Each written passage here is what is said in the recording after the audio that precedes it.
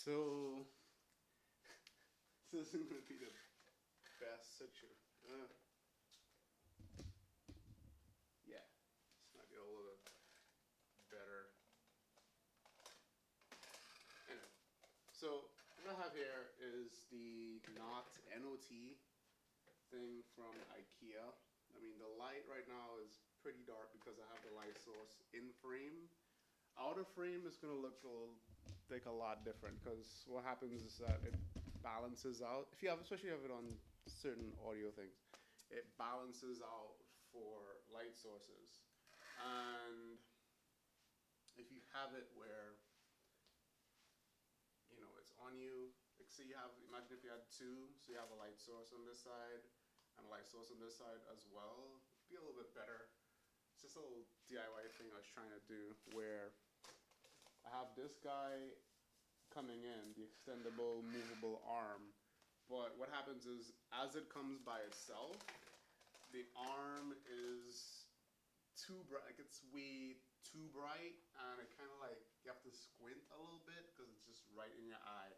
So what happened is, I ended up using a piece of, actually two pieces of parchment paper.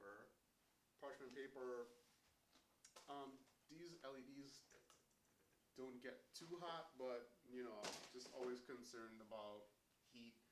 And they're, you can put them in the oven, so they're good to handle any heat that it does get. So I put one piece of parchment paper on, and I tied it off with some, I don't know if you could see it. I tied it off with some masking tape. We just got it around, and then it was still a little bright, so I did another piece. I did another piece of parchment paper, and another masking tape around it again, so it softened up a little bit. If you wanted to soften it up even more, then you could add a third piece of parchment paper, so it just gets that dimmer effect.